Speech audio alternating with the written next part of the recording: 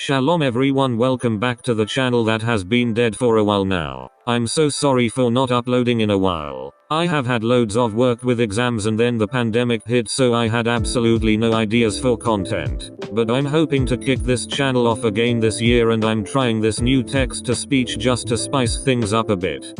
Let me add a little bit of spice to that.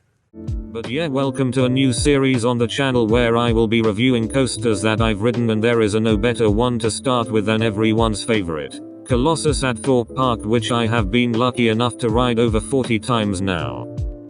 So here is some real footage of me and the boys off to wait 2 hours for Colossus. Even though we know it's dreadful. So what makes it so bad, you ask?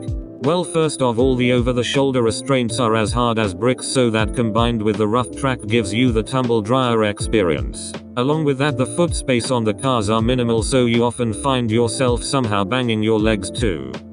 But to be fair, there's a lot of rough rides that are revived by their layouts, but it's definitely not the case here, sadly, so let's get into the layout. We start in anticipation on the lift, hoping for a strong start on the first drop.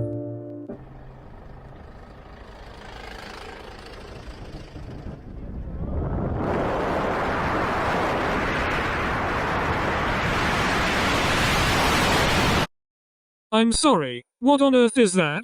A ride in my mum's car driving in the slow lane is more forceful than that trash.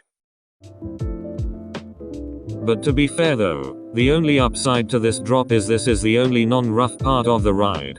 Following that, we go into a vertical loop, which is probably my favorite element on the ride, as it does provide decent forces and it is bearable.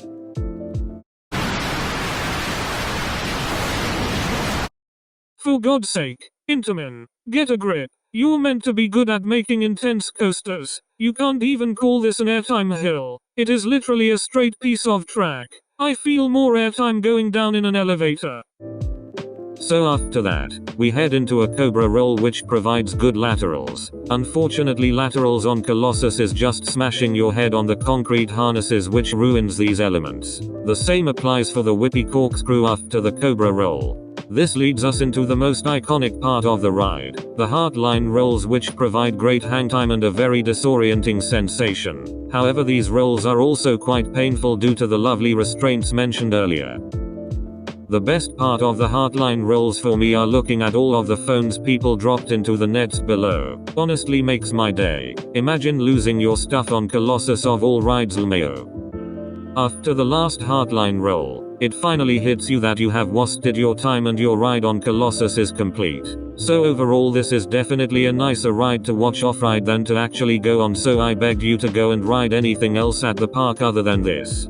Now it's time to rate this ride. I am going to set the bar very high with this one and give it a 2.5 out of 10. And to end this video, here is a message to Merlin regarding your lovely trains on Colossus. FTV Claude, I'm going to ask you the same question that I asked. It's time to go!